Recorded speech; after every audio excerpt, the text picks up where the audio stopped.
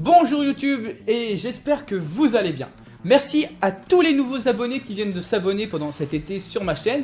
Un grand merci. Alors on se retrouve ici parce que j'aime parler des smartphones, vous savez. Je m'arrête souvent sur les derniers smartphones qui sont proposés dans le marché mondial avec des nouveaux téléphones, etc. Mais là je m'arrête sur un téléphone milieu de gamme et je trouvais que c'était plutôt intéressant de vous en parler. Je veux vous parler du A54 proposé par Samsung. Samsung, dans la gamme A50, vous avez eu le téléphone A50, A51, A52, A53 et A54 bien sûr, qui est un modèle 2023 qui est sorti récemment. Le A54, lui, c'est un téléphone milieu de gamme. Mais là, on a un téléphone milieu de gamme plutôt intéressant. Ce téléphone-là, je l'ai reçu, on va passer au déballage ensemble. Juste avant que je vous dise quoi que ce soit sur ce téléphone, ce portable-là est proposé dans les 400 €. Vous pouvez le trouver dans n'importe quelle boutique proche de chez vous. En ce moment, sur le site Samsung, et d'ailleurs un grand merci à Samsung, sur le site Samsung, vous avez les Buds 2, donc les écouteurs de chez Samsung qui sont proposés avec à l'achat. C'est offert, donc ça reste intéressant. Donc voilà, passons au déballage et je vais vous dire ce que j'en pense. Voilà, on se retrouve avec le A54 et nous allons procéder à l'ouverture du téléphone. Le Galaxy A54 existe en 5G, c'est un modèle plutôt sympa. Quand on regarde le packaging, on a un léger relief sur la boîte, ça reste sympathique. Et comme je vous ai dit, il n'existe que en 5G. Il a un écran de 6,4 pouces avec un super écran AMOLED de 120 Hz. Il est très lumineux et ultra fluide. Ça, c'est vraiment un côté positif de ce téléphone. Et il est aussi résistant. Il est résistant à l'eau et à la poussière. Il est IP67. Donc là, on va procéder à l'ouverture du téléphone. Tac. Le téléphone, comme je vous ai dit, il est proposé en deux capacités, 256 Go et 128 Go. Donc sur ce téléphone, vous avez bien sûr la petite puce qui permet de retirer la carte SIM ou de l'insérer.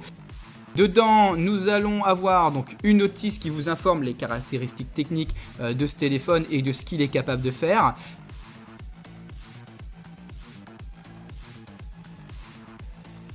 Personnellement, j'en ai jamais lu, honnêtement, mais bon, si vous avez besoin, c'est dedans.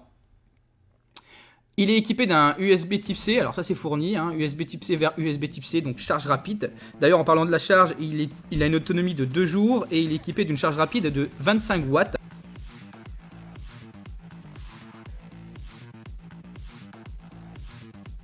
Nous allons passer aux choses sérieuses, au déballage de ce téléphone. Alors, moi je trouve qu'il est... alors ça m'a un peu perturbé au début, il est assez léger comme téléphone. C'est vrai qu'il pèse pas vraiment très lourd. Je trouve qu'au niveau matériaux qui sont utilisés dans ce téléphone font un peu camelote, c'est un peu dommage, voilà. Mais bon, je vous rappelle que ce téléphone là est proposé dans les 400 €, qui reste un prix abordable dans le milieu de gamme et vous allez voir à la suite, les résultats sont quand même bluffants. En termes de matériaux, à l'arrière c'est du plastique, donc il n'a pas la charge induction. Et bien sûr triple objectif, mais j'y reviendrai après, et un flash qui est intégré dans le châssis du téléphone. À l'arrière du téléphone, enfin en bas du téléphone, on a un USB Type C et un haut-parleur avec 2 micros en bas. Là, on a le port SIM et un autre micro. Le port SIM d'ailleurs, il fait double SIM et micro SD, et ça reste plutôt raisonnable.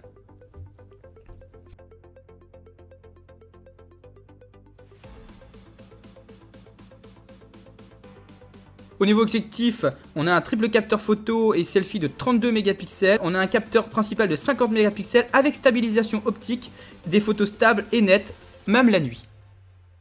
D'ailleurs, on va le tester tout de suite. Alors là, j'ai fait quelques photos pendant mes vacances. Je vais vous montrer ce que ça a donné. Alors, on n'est pas sur de la très grande qualité photo. Par contre, comme vous pouvez le voir, ça reste plutôt raisonnable pour ce milieu de gamme, franchement.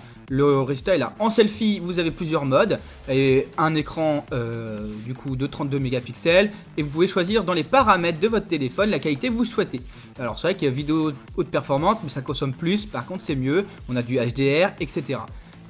À l'arrière du téléphone, les objectifs, moi, je les trouve un peu camelote. C'est vrai, on est en tour un peu plastifié. Enfin, ça m'a paru un peu bizarre, mais encore et encore une fois, c'est du milieu de gamme, donc c'est raisonnable.